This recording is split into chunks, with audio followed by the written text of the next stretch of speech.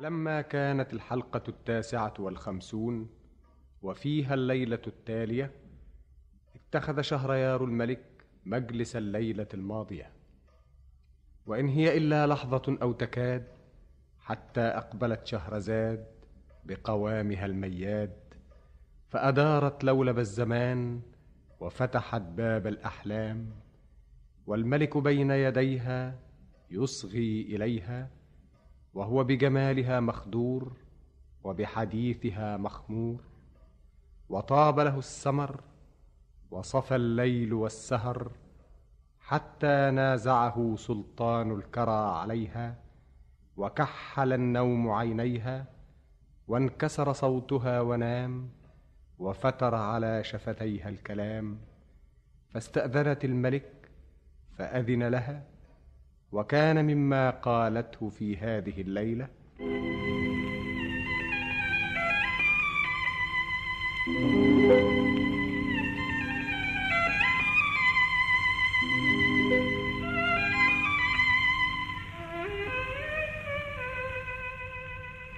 بلغني أيها الملك السعيد ذو الرأي الرشيد أن الأمير شرشير لما خطف حبيبته الورد في الأكمام بنت الملك لرغام وطار بها إلى بلاده، وترك الملك الغضنفر يصرخ بين أجناده، ظلت الفرس تطير بهما وهما في نشوة من لقائهما، حتى انتهى إلى الوطن والأهل والسكن، فاستقبلته أنباء أثارت ثائرة وكدرت خاطرة، فترك الورد في الأكمام للوصائف وانطلق إلى أبيه الملك وهو خائف.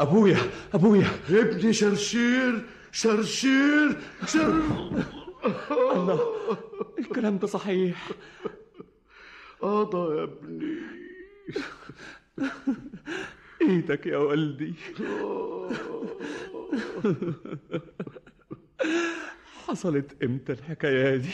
من يوم ما سبتني بقى لها النهارده 2 سنين، واللي شفته في المنام هو اللي حصل بالحرف الواحد. منام ايه؟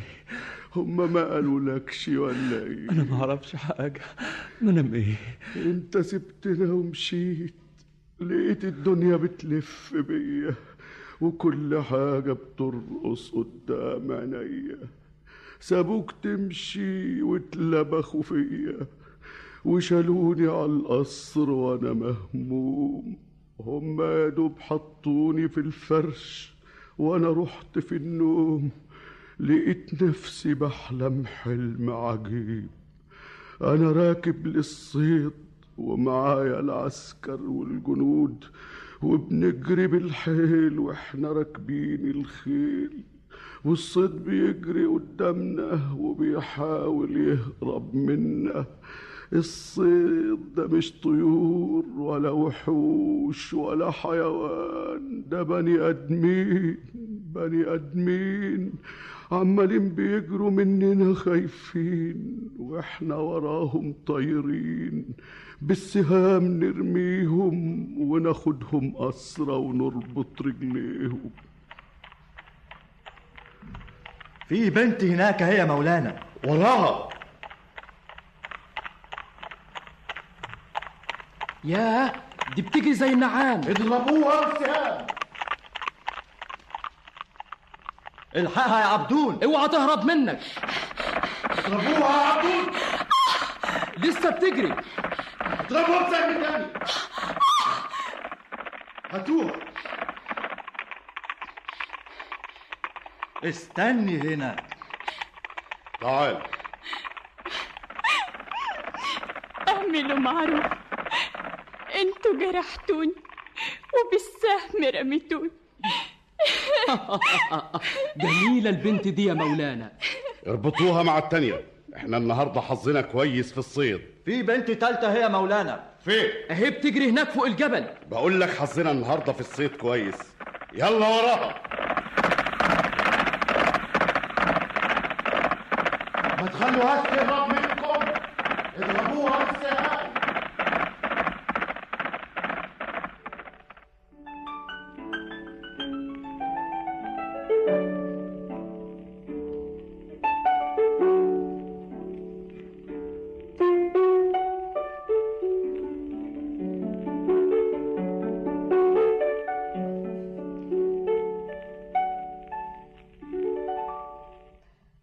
الملك خسروان.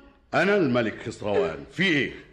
انت كسرت خاطرنا وخطفت بناتنا، حرام عليك.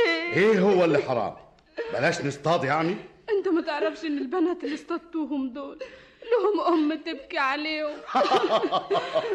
على كده ما يبقاش فيه صيد، لأن كل حاجة نصطادها طبعا لها حرام عليك، ابوس رجليك، رجع لي اولادي. حاجة غريبة، أولادك دول صيد وانتوا كمان صيد. انتوا جيتوا برجليكوا لحد هنا ازاي؟ اقفشوهم، اقفشوهم، مستنيين ايه؟ تعالي هنا. امسك يا عبدون. في عرضكم اعملوا معروف.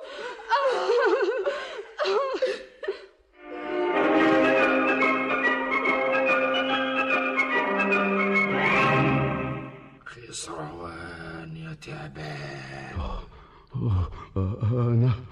تعال هنا يا تعبان. مين؟ أنا؟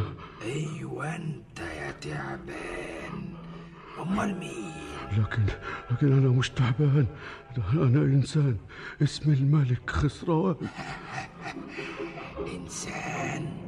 أنت فاهم إنك إنسان؟ أنا إنسان، أنا بني آدم. اسمع يا خسروان يا تعبان، لو كنت إنسان كان بقالك إيدين ورجلين. الله. ولما أنت إنسان بتزحف على بطنك ليه؟ الله، أنا تعبان. أنت ليه ضربت البنات دول بالسهام وحبست أمهم ليه؟ أنا دول صيد اصطدناهم. اصطدتوهم؟ ها؟ إزاي؟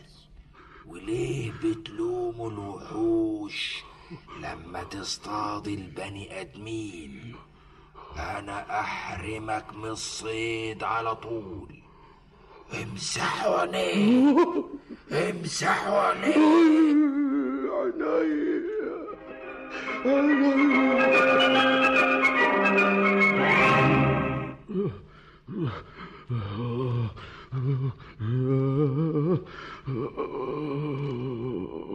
مولاي، اصحى مولاي. الله، أشهد أن لا إله إلا الله. أنا كنت نايم. الله، كنت بحلم.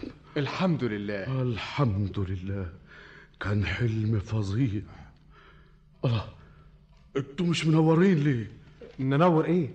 عجايب، ليه مش مولعين الشموع؟ شموع ايه يا مولانا؟ شموع ايه؟ انت جننت؟ مانيش فاهم، شموع ايه اللي انت عاوزنا نولعها؟ انت مجنون؟ فين الامين؟ فين المشير؟ مولانا انا مش فاهم، انتوا سايبين القصر ظلام ليه؟ فين الشموع؟ ظلام ايه؟ شموع ايه؟ ظلام؟ احنا بالنهار يا مولانا. بالنهار؟ الله، انتوا شايفين بعض؟ مولانا الله، انا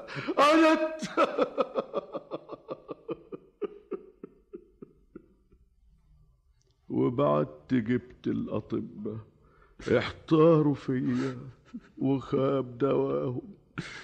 قالوا لي ما يمكنش تطيب ويرجع لك نظرك إلا إذا حد فسر لك الحلم الفظيع ده. بعدت في البلاد ما سبتش ولا عالم ولا ساحر ولا كاهن، كلهم عجزوا.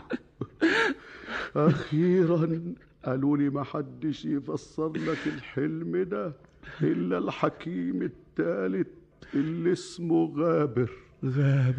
بقالي سنين أفتش عليه، ما حدش عرف يهتدي إليه. أنا عارف مكانه.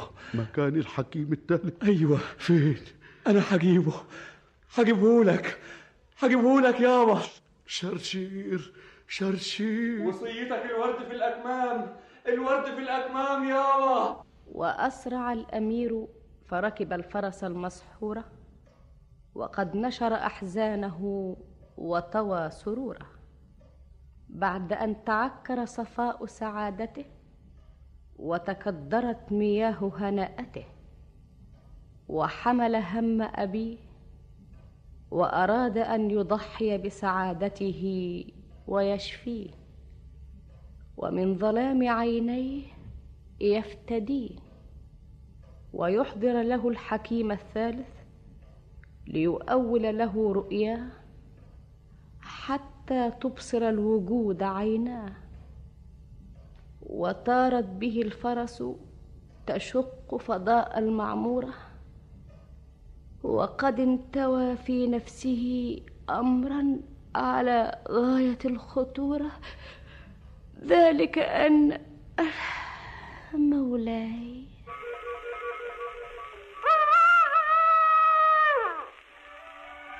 وهنا أدرك شهرزاد الصباح فسكتت عن الكلام المباح.